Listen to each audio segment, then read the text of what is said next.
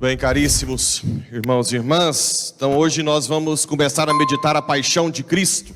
E é muito importante, aqui é o gargalo, é o divisor de águas do cristão e não cristão. Por isso que é importante prestar muita atenção, porque é a partir de agora que se muda substancialmente quem é cristão e quem não é cristão. Como assim? Até o sofrimento e a morte, estamos todos no mesmo balaio. Não é assim que fala, né? Todo mundo está no mesmo balaio. Ninguém escapa. Desista. Não coloque sua esperança nesse mundo. A qualquer momento você vai ter um diagnóstico que vai acabar tudo por terra. Ah, padre pessimista. Não, realista. Então não é aqui o nosso lugar. Não é aqui. Só que tem uma coisa.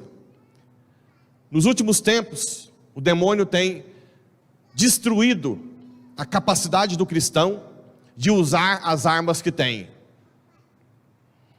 Primeiro, pela ignorância. Poucas pessoas sabem do projeto de Deus, da graça que tem interiormente. Depois, pela sedução material, hedonista, a busca do mundo, que acaba tirando a atenção para o projeto de Deus que se faz no interior.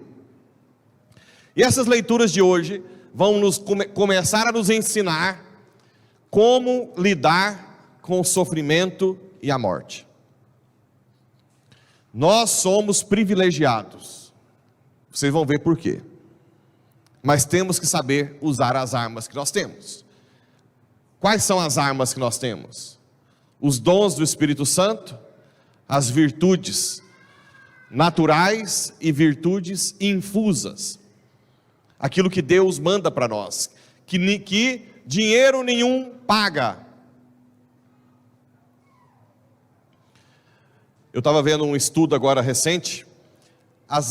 As famílias metamilionárias do mundo, que querem dominar o mundo, Rothschild, Gates, Rockefeller, Ford, todos eles têm algum tipo de ligação esotérica.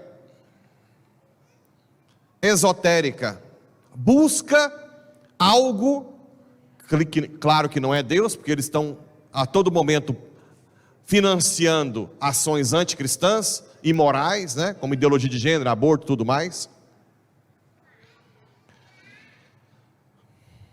Financiam tudo, né? Recentemente teve até um encontro da Emater, em Brapa, e estava lá, igualdade de gênero, New England, Inglaterra, United Kingdom, aliás. Eles agora entram em tudo para destruir a formação cristã. Só que eles só com dinheiro não conseguem dar sentido ao sofrimento e à morte. Por isso que eles tendem ao esoterismo, a sociedades secretas, a buscar algo que vai além daquilo que nós somos. Nada. Pode me dar trilhões de dólares, continuo sendo nada. E isso mexe. Então é impressionante como que eles...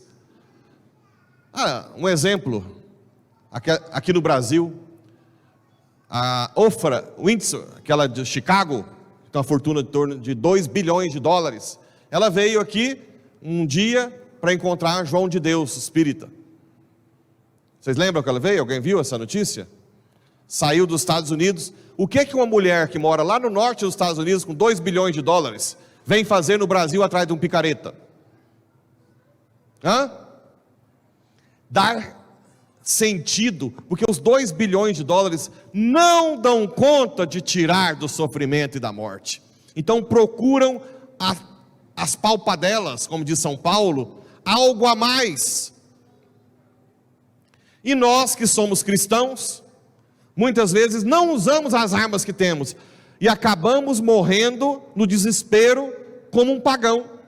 E não pode ser assim. Então vamos lá, a pedagogia divina, preste atenção, Porque eu repito, daqui para frente, ser cristão valeu a pena.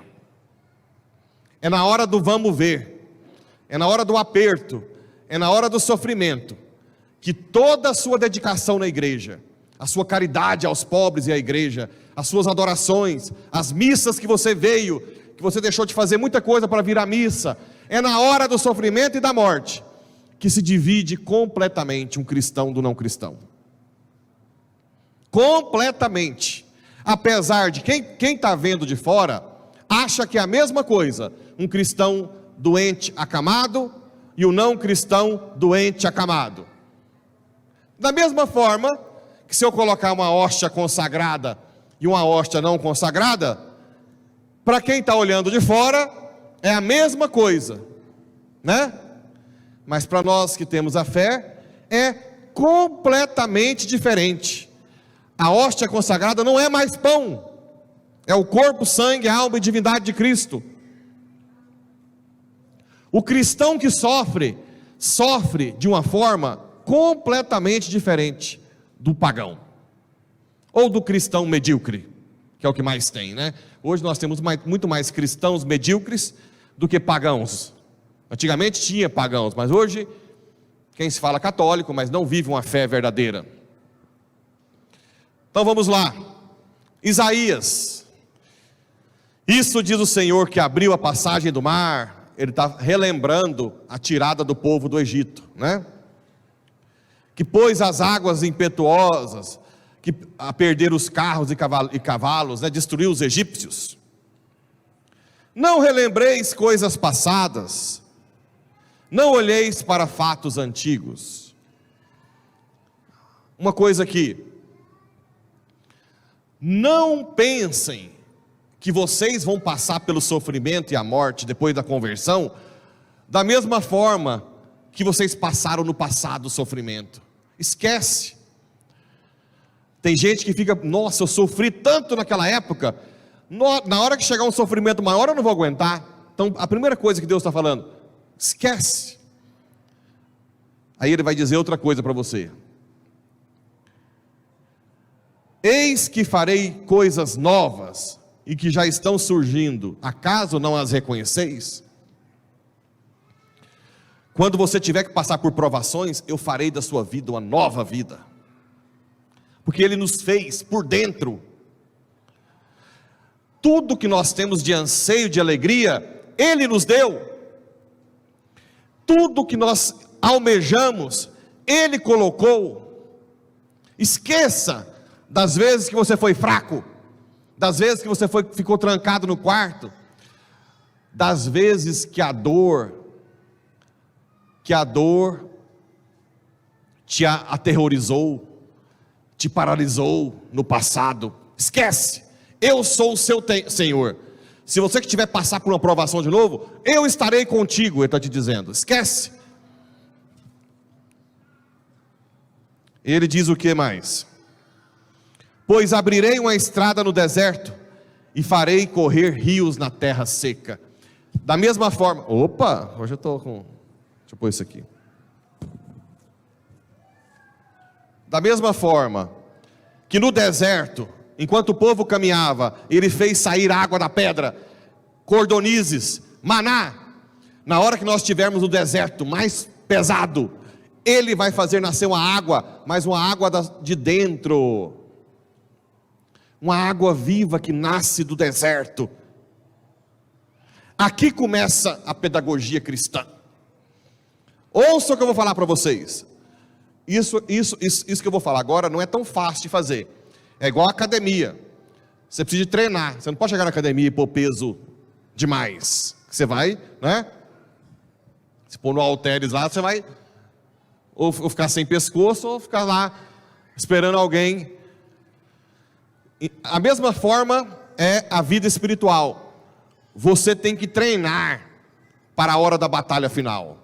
Como? Como que você vai treinar? Presta atenção. Não esqueça que eu vou falar. Quando vocês passarem por qualquer tipo de crise, seja cansaço, seja humilhação, seja doença, seja perda de alguém, qualquer tipo de sofrimento, escuta o que eu vou falar. O primeiro ímpeto que vai ter, até pela questão das nossas paixões desordenadas, e porque a sociedade, é que você quer sair daquela situação. 99% da população nessa hora tenta se apegar a algo exterior, a pensar em outras coisas, a tentar sair da dor o mais rápido possível, a tomar um medicamento, um analgésico. É a primeira coisa que vem, sair daquela crise exteriormente. Bem, aqui acontece dois problemas. Um, é que nem sempre consegue sair. Dois, é que se sai, você não cresce com o sofrimento. Então, o que é que Deus está querendo dizer para você? Quando você tiver uma crise de sofrimento qualquer, cansaço, estafa, tudo, imediatamente, treine ter um encontro com Deus interiormente. Senhor, eu te ofereço o que estou passando, para que estejas comigo, não me deixes só. Parece simples, mas repito, todo mundo que chega na cruz, a tendência é sair dela, e não meditá-la. Repito, isso tem que ser treinado, você tem que treinar isso. Vem uma dor de cabeça, não vá rapidamente ao analgésico. Senhor, eu ofereço a dor de cabeça, pela minha conversão e da minha família. Depois tudo bem, você pode tomar o analgésico. Tudo. Todas as vezes que você enfrentar o sofrimento, interiorize aquele sofrimento e ofereça para Deus. Repito, é um treinamento, porque você vai fazer com que você, vai ser uma encruzilhada entre o cristão e o não cristão. Será opostos, né? 180 graus. Cada dia você vai enfrentar o sofrimento, a saudade, a dor, de uma forma, agora eu vou dar a resposta, em que você dá sentido ao sofrimento. Quando alguém te humilha, você é um imprestável. Hoje está cheio de patrão assim, né? Você é incompetente. O primeiro ímpeto é de raiva, revidar.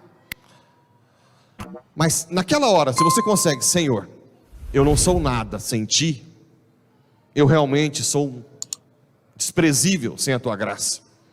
Se você consegue fazer isso, e só depois toma a sua decisão, você vai se tornar quase que imbatível, porque Deus vai fazer naquele momento nascer essa água no meio do deserto, uma água viva, no meio do sofrimento, que se você for buscar fora, vai continuar seco dentro. E aí qual que é a consequência? Que é o que São Paulo diz na segunda leitura.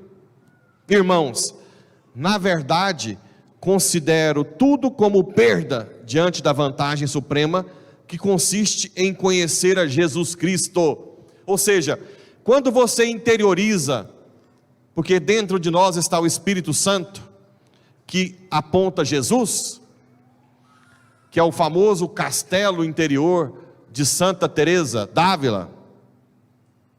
Quando você tem qualquer tipo de crise e você interioriza, tudo que está fora se torna desprezível como lixo. Como assim? Você vai para Maldivas, no bangalô, com o marido, a esposa, né? E até, vamos supor que até seu marido, a sua esposa, não está enjoado ali. Está um doce. Certo? Então você está nas Maldivas, com sua esposa, esposo, e dinheiro ainda para gastar para comer. Só que de repente, você tem uma crise de dor lacinante de cabeça, que nada resolve. Nada. O que imediatamente vai acontecer? Você não vai desprezar estar nas Maldivas? Não interessa se você está num bangalô, na água azul, você está com dor de cabeça, você não consegue viver aquilo. O que acontece com o cristão? Se ele consegue, na hora da dor, encontrar Cristo dentro dele, isso que acontece só na hora da dor, o cristão vai conseguir ver sempre que tudo de fora, no final das contas, é desprezível diante de Cristo. Tá acompanhando ou tá difícil? Quando você está doente, adianta você estar na mansão? Adianta ter 1000 alqueires de terra, 30 mil cabeças de gado? Adianta? Naquela hora, é a hora que vem a luz na sua mente, que não adianta as coisas de fora. E o que o cristão faz? O que o pagão faz? Murmura, reclama, entra em depressão, porque não pode gozar dos bens que tem, da viagem. Olha como é triste para o pagão. O cristão não. O cristão que está treinando sempre oferecer o sofrimento, acaba que naturalmente, aquilo que só acontece na doença, para o cristão, as coisas exteriores se tornam desprezíveis, porque ele já sabe que na hora mais que ele precisa, o que está fora não resolve o que está dentro. Está difícil isso, não? Então, essa é a pedagogia da cruz que nós vamos entrar agora. Eu quero bater muito nessa tecla, porque é isso que diferencia o cristão de todo mundo. Olha o que ele fala, continuando São Paulo: considero tudo como lixo, as Maldivas, a mansão, porque ela não dá capacidade de me resolver no sofrimento. Quantas vezes eu já visitei mansões com gente chorando perda de alguém, e aí eu chego e a pessoa fala: eu daria tudo para tê-los de volta. Não é isso? Por quê? Porque os bens não dão sentido à morte. Cristo dá sentido. Uma vez eu fui pregar em Goiânia, e eu falei sobre o sofrimento e o sentido do sofrimento, né? E citei Santa Rita de Cássia, que Santa Rita ofereceu seus filhos, que queriam vingar a morte do pai, não ofereceu seus filhos, ofereceu a dor de perder os filhos, para não ter os filhos como assassinos, né? Não é isso? Ela falou: Senhor, a dor maior que existe no mundo é a mãe perder um filho, então eu aceito passar por essa dor, para que meus filhos não se tornem assassinos. Claro que, não estou dizendo que Santa Rita, quando você lê o livro ou assiste o filme, sabe que ela entrou em crise. Não é que ela fala isso e depois não acontece nada, né? Ela passa por crises sentimentais, mas ela é firme até o final, cuida dos 2 filhos, os 2 filhos adoecem e morrem juntos, e ela cuida dos 2, como prometeu a Deus. Estava no meio da plateia, estamos se sentindo artista. Estava no meio dos fiéis a mãe da menina que morreu, que era namorada do Cristiano Araújo. E o pai. Terminei a minha palestra, veio a mãe e o pai da menina, não sei se ela fazia medicina ou já era médica, um dos dois.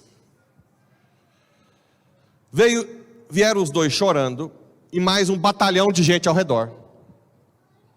E quando a mãe esqueci o nome da menina, Alana, quando a mãe da Alana chegou, ela falou para mim chorando, não, nem era padre, eu era seminarista.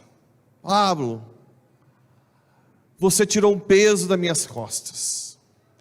Fala para eles, apontou o marido e as amigas, que é possível aceitar a morte e ter alegria. Eu sou feliz. Bem, até então eu só ouvi isso dela. Eu pensei que fosse só a Alana. O marido vira para mim e diz: não, eu quando perdi, se não me engano, Pedro, que é o outro, de câncer, eu consegui superar. Que era o filho que eles tinham perdido de câncer. Mas a Alana agora, não. Já é demais para mim. Eu não entendo a minha esposa. Ela diz que é feliz, porque os filhos não são deles. E que ela teve a alegria de tê-los por aquele tempo.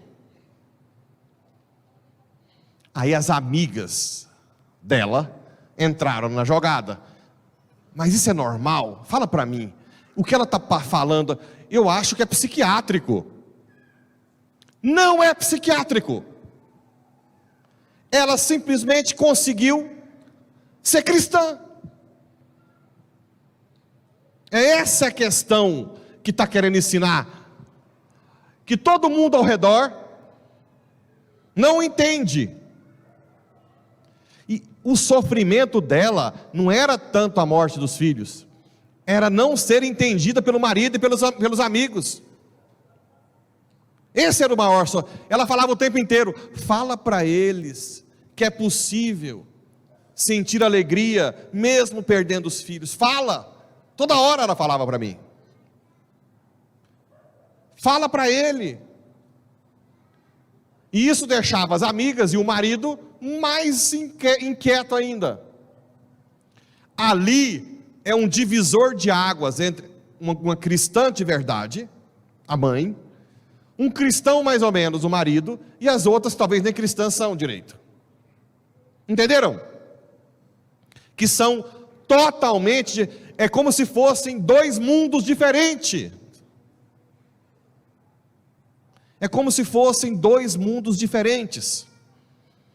Duas pessoas substancialmente diferentes. A mãe de dois filhos, que aceitou a dor de perder dois filhos. O pai, que disse que o primeiro ele superou, mas o segundo não. E as amigas que estão totalmente enlouquecidas de ver a amiga daquele jeito. Queria que a amiga tivesse depressão. Olha que cena. Aí entra a pedagogia da cruz, ou como dizia Edith Stein, a ciência da cruz. Mas a mãe não superou a perda da Alana de um dia para o outro. O Pedro ensinou para ela com o câncer como lidar. Ela aprendeu na dor interiorizar. Quando chegou a Alana, ela já estava treinada. Entenderam? Como que não é de um dia para o outro. A ciência da cruz, né? Ela é necessário que você decida vivê-la. E agora na quaresma, essas últimas semanas, meditem sobre isso. Tem o evangelho da adúltera, que chega os fariseus e fala: olha, Jesus mandou apedrejá-la. Moisés, que o Senhor diz sobre isso? Jesus, com muita sabedoria, diz: claro, quem de vocês não tiver pecado, atire a primeira pedra. Começaram a sair dos mais velhos, né? É aquilo que eu sempre bato na tecla: nós por nós mesmos não prestamos. O que pode acontecer é uma certa hipocrisia. Por exemplo, eu poderia dizer: não, eu nunca matei, eu nunca roubei, eu não sou como aqueles lá da cadeia. Venhamos e convenhamos, né? Eu sou melhor que eles. Não é essa a tentação da hipócrita? Tá bom. Só que eu tive um lar que pelo menos me levava à missa, que me deu tudo na mão, tudo. Não tive que trabalhar, nunca trabalhei na infância e adolescência. Só estudei, comidinha na mão, uns pais sóbrios, né? Nunca fui espancado. Agora, venha ouvir a história, como eu já ouvi de tantos, que foram abusados na infância, espancados pelo padrasto, pela madrasta, deixado passar fome. Teve um menino que uma vez eu ouvi, que ele contava que o padrasto punha a toalha molhada, e ele em cima e punha o fio descascado para dar choque. Olha, não se escandalizem, mas conhecendo como eu sou, ruim que eu sou, colérico, eu acho que eu viraria no mínimo um serial killer. No mínimo. No mínimo.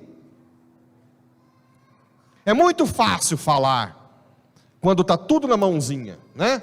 Ou então, eu fiz medicina e você não se dá. Claro, né? Eu não tive que ficar ralando para comer. Será que se eu tivesse que trabalhar o dia inteiro para comer, eu ia ter como passar em faculdade federal? E se fosse particular naquela época, particular naquela época era caríssima, era difícil, né? Eram poucas essas faculdades particulares. É muito fácil você se colocar a posteriori, quando você recebe tudo na mão, né? Eu conheço amigos meus maravilhosos, que passaram por experiências terríveis na infância e que descontaram na adolescência. Hoje eles se sentem mal. Mas por quê? Como vingança. Vingança. Vai saber o que ia ter na minha cabeça se eu tivesse sido abusado, espancado. Eu acho que eu viraria o pior dos piores. Então não sejamos hipócritas. Todos nós somos ruins por nós mesmos. E se você nunca fez isso, nunca roubou, nunca matou, o que você tem que fazer? Senhor, obrigado pela graça que o Senhor me deu, pela família estruturada que o Senhor me deu, obrigado por mesmo sofrendo, o Senhor não me deixar fazer besteira. Nós temos que ter uma posição de humildade diante de Deus. Padre, mas o Senhor fala do pecado, o Senhor denuncia aí que está o problema aqui sério, né? Que eu preciso dos leigos. Eu tenho que falar do pecado, inevitavelmente. E eu sei que numa plateia de muita gente diferente, tem de todo jeito. Aquele que tem mais conhecimento, ou que tem menos, o que tem mais pecado, o que tem menos. Eu não consigo falar para cada pessoa numa homilia. Então pode ter gente que se sinta excluído quando eu falo do pecado? Pode. Mas não é a minha intenção. A minha intenção é que todo pecador venha para cá. Assassinos, prostitutas, todo mundo. Aqui é o lugar. Quem tem que resolver quando as pessoas interpretam mal? São vocês, leigos. Quando vierem reclamar para vocês, não, peraí, ele está falando do pecado. Mas ele mesmo reconhece que ele não presta, viu? Pode ficar tranquilo. Nós todos estamos a caminho. Não se preocupe agora com pode, não pode. Vamos apaixonar por Jesus primeiro, vamos rezar juntos. Ou então, padre, o senhor precisa de visitar fulano de tal. Por quê? Não, que ele ficou ferido porque o senhor falou do pecado, achando que é para ele uma indireta. Vamos lá, né? Inclusive, eu não sei, eu nem vi se está aqui no meio de vocês. Outro dia, uma amiga minha muito alto nível, que mora em outra cidade, chegou na mãe dela e disse assim na semana: mãe, mora na roça, a uns 20 quilômetros daqui. Falou assim: mãe, eu quero que a senhora pelo menos assista a missa do Padre Pablo domingo. E a mãe obedeceu, pôs lá. E eu vou e conto a história, que eu já contei centenas de vezes, 10 vezes. Você que mora na roça, a 20 quilômetros, vem na cidade toda vez, durante a semana, e depois fala que não dá conta de ir na missa domingo. Isso é hipocrisia. A mãe pensa que eu combinei com ela. Não, você falou, porque por acaso ela morava a 20 quilômetros, não estava vindo nas missas domingo. Mas eu falei isso, como já falei tantas outras vezes. O que eu fiz? Ela fez: padre, vamos lá na minha mãe. Nada que não se resolva com a boa visita, né? Eu tive que prometer, eu não sabia nem que ela ia falar. Inclusive, isso serve de recado para vocês. Se você, claro que eu uso coisas concretas, e é claro que alguém vai achar que é uma indireta, mas não é. Eu não gosto de indiretas assim. Eu falo, se eu tiver que falar, já aconteceu: padre, se eu for falar isso é para mim? Eu falo: não, criatura, não é para você. Se fosse para você, eu falar para você. Mas quem que tem que fazer isso? São vocês, de separar o pecado da pecadora, a miséria da misericórdia. Eu tenho que apontar quais são as misérias, não tem jeito. Eu não posso chegar aqui e falar: Jesus ama vocês, ciranda, cirandinha, todos nós somos bonzinhos. Não vai mudar nada a vida de vocês. Eu tenho que cutucar sim. Agora, quem vai resolver as más interpretações são os leigos. Por isso que nós precisamos de leigos bem formados. Leigos que rezam, que falam: não, primeiro o que ele está falando não é o padre, é a igreja. Olha aqui o catecismo. Calma, mas também não se preocupe, mesmo que seja a igreja, no início é pesado, porque você não ama ainda Cristo como deveria. Está começando na igreja agora? Vamos apaixonar por Jesus. Imagina uma mãe que cuida do filho, que fica doente de câncer, que tem que ir lá na CCI, pegar uma ambulância, ficar indo toda semana tomar quimioterapia lá no Araújo Jorge, e voltar. Se não fosse mãe, se fosse por lei, aguentaria fazer isso? Nunca. Por que a mãe ou o pai consegue pegar um menino toda semana? A Líbia está ali, tem um que vai mais de uma vez por semana ou não? Ela ajudou muito na CCI. Quem que faz isso? Por que consegue fazer isso? E tem gente que vai sem dinheiro ou não, para comer. Fica comendo o resto lá porque ama. Só faz isso quem ama. Porque senão não é capaz, se for pela lei. A mesma coisa são as coisas de Deus. Se você não ama a Deus, se você ainda não é apaixonado por Jesus. Quando eu descobri que Jesus me amava do jeito que eu sou, eu fiquei tão apaixonado que eu ficava gritando assim no carro: eu te amo, Jesus. Eu descobri a alegria. Quando essa água começou a nascer no deserto do meu interior, eu falei: gente, de onde que vem isso? E eu não fiz nada de bom para Deus ainda, porque eu achava que tinha que ser bom, né? E Deus me dá essa água, eu fiquei apaixonado. Por isso que hoje eu sou padre, porque primeiro eu apaixonei. Porque se fosse para eu virar padre e fazer tudo que eu tenho que fazer, e largar tudo que eu tive que largar, por lei, eu nunca faria isso. Então, fica o recado: vocês leigos devem me ajudar a evangelizar, a trazer os pecadores, e mesmo que eu denuncie, mostre para eles que na verdade Deus ama o pecador, apesar de denunciar o pecado, e que essa casa é mãe, não é patroa, é a casa mãe de todos, e nós todos somos doentes, e só vamos ter certeza que nós vamos ser santos um milésimo de segundo antes de morrer, quando nós dizermos: Senhor, eis-me aqui, combati o bom combate. Assim seja.